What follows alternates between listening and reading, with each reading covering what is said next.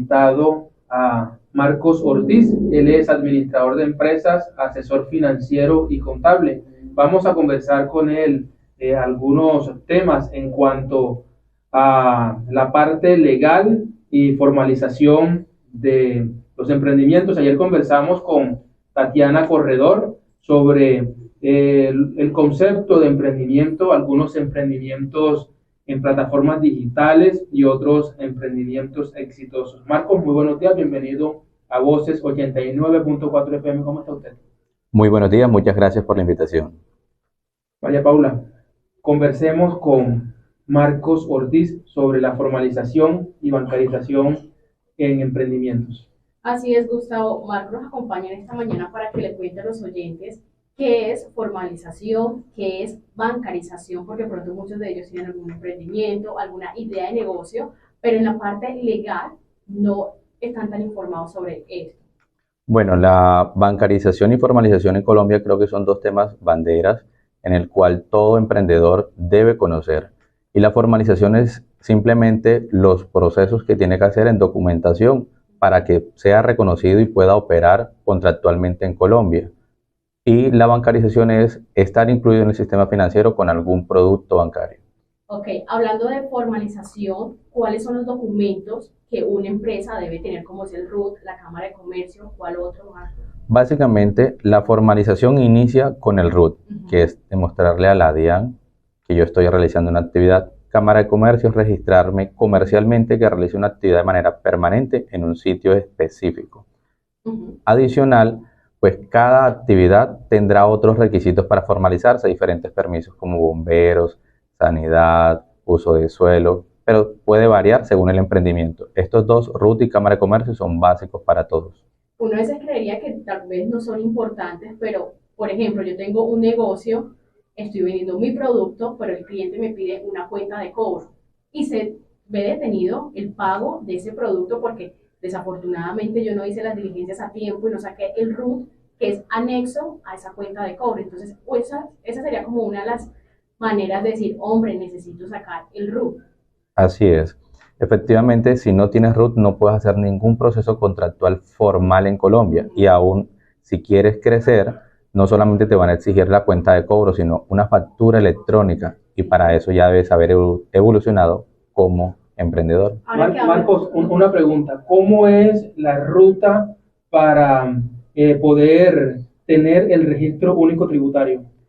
El RUT es súper sencillo, pero existe mucho desconocimiento en el mercado. Se puede hacer de manera virtual, es gratuita y la puedes actualizar cada vez que tú quieras, hasta 4 actividades. Ok, por ejemplo, en mi caso, en el 2018 yo saqué el RUT porque necesitaba que me pagaran algo y me pedían el RUT. De ahí quedó el RUT.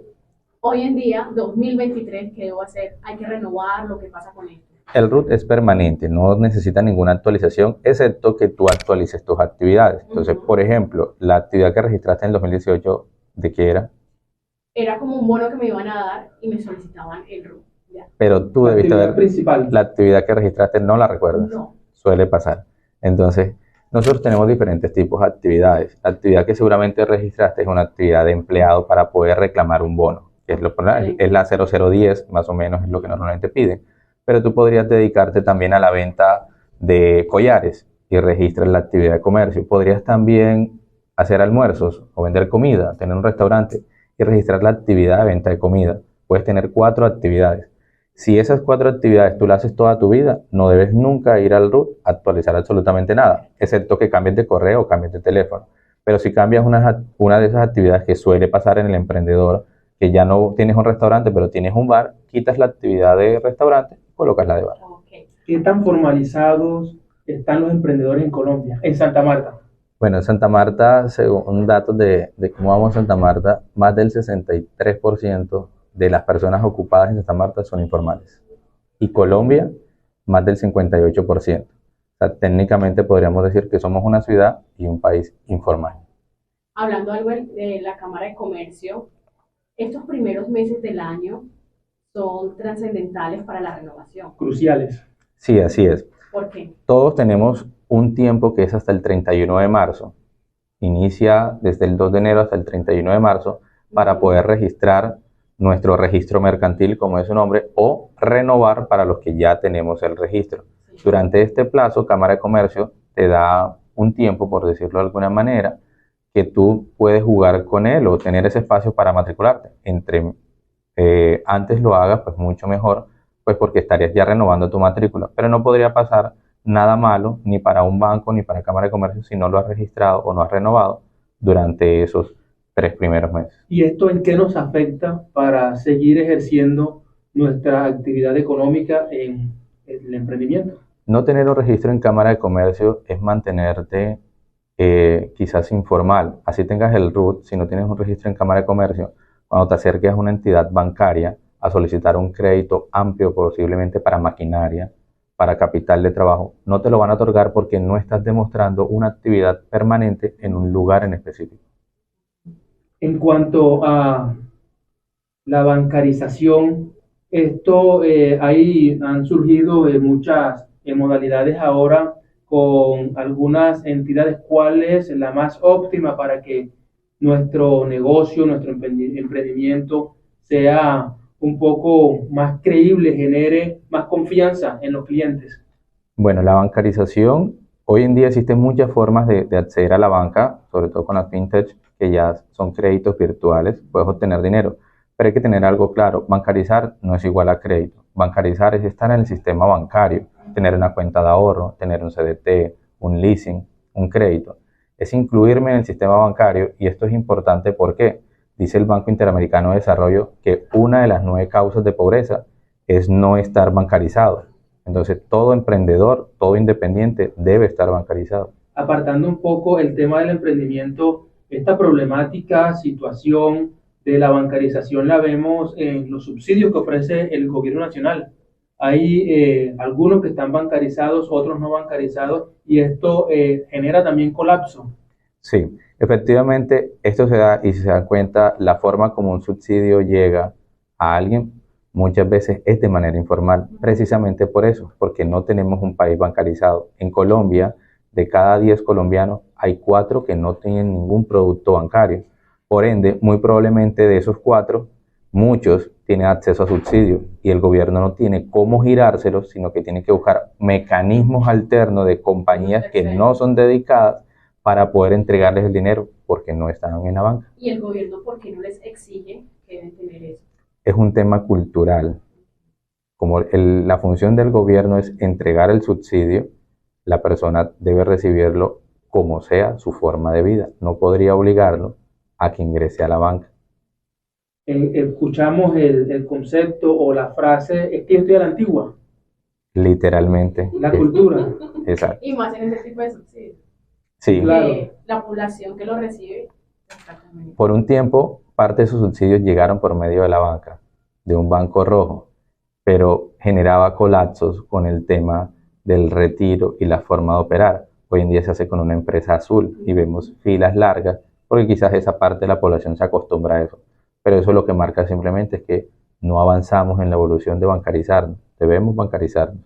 Y mire, eso que en el tema que entramos en cuanto a la entrega y recepción de los subsidios del gobierno nacional, tenemos los ejemplos de las largas filas, de los colapsos también en el sistema. En la zona bananera hemos tenido testimonios que se entregan 50 turnos y para ello, para las personas que puedan acceder a esa oferta de 50 turnos para acceder a ese subsidio, deben estar un día antes, desde las 10 de la mañana, estar en la madrugada ahí con hamaca, esperando ahí sentados en el andén de la empresa que entrega este subsidio, y pues es una cosa pues que es de lamentar. Sí, claro. Ese es un problema que podremos resolver sencillamente con la bancarización. Así es, hablando un poco más sobre emprendimientos, devolviéndonos al tema, Marcos, ¿cómo está en Santa Marta el tema de bancarización? Bueno, Santa Marta no tengo datos, no que yo conozca, no he visto ningún tipo de censo, pero yo diría que debe estar aproximadamente similar a cómo está el país, más o menos. 4 de 10. 6 de 10, 4 no bancarizados. ¿Qué debemos hacer para evitar, mitigar esta informalidad que estamos viviendo hoy en día? Bueno, yo creo que es un tema de conocimiento, Y hay básicamente. mucho desconocimiento con esto. Literal. Yo me he empezado a mover en ferias de emprendedores, en grupos de emprendedores, y he hecho encuestas. Y las personas tienen negocios, tienen emprendimientos, pero no tienen ni siquiera RUT, no tienen cuentas de ahorro, no tienen cámara de comercio. También el tema que tratábamos ayer con Tatiana Corredor, a eso se agrega que no tienen redes sociales. Un sinnúmero de cosas que sirven para el emprendimiento. En mi caso, que son mis fortalezas, la bancarización y la formalización, ahí hay una falencia tremenda y eso evita que esta informalidad del 58 del país, 63 de Santa Marta, disminuya. Porque si yo no tengo la documentación, no logro avanzar y no entiendo el beneficio que hay más allá de simplemente tener un negocio. Además de que cuando tú tienes tu emprendimiento, tu empresa, tener estos documentos le da credibilidad. Totalmente. Yo he tenido más de 20 emprendimientos en mi vida. Hoy en día tengo 2 AS. Con las 2 A genero 5 empleos directos y más de 50 indirectos. Pero cuando tenía negocio solo empleaba una persona, yo.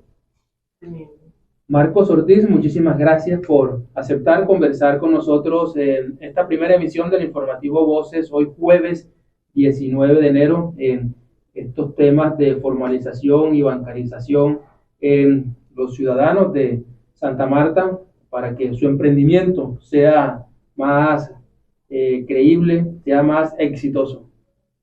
Así es, muchas gracias a ustedes por la invitación. Todo el tiempo que me necesiten, aquí estaré en sus micrófonos para poder ayudar a la compañía y a la comunidad en general a que se formalice y se bancarice. E invitar a los oyentes si tienen alguna duda, alguna pregunta, si quieren también asesoría, se pueden contactar a los números de acá en la emisora y haríamos el puente para que mitiguemos este tema de informalidad para que sigan adelante con su emprendimiento porque vale la pena y también apoyemos los talentos locales de la ciudad de Santa Marta. Así es. Así es.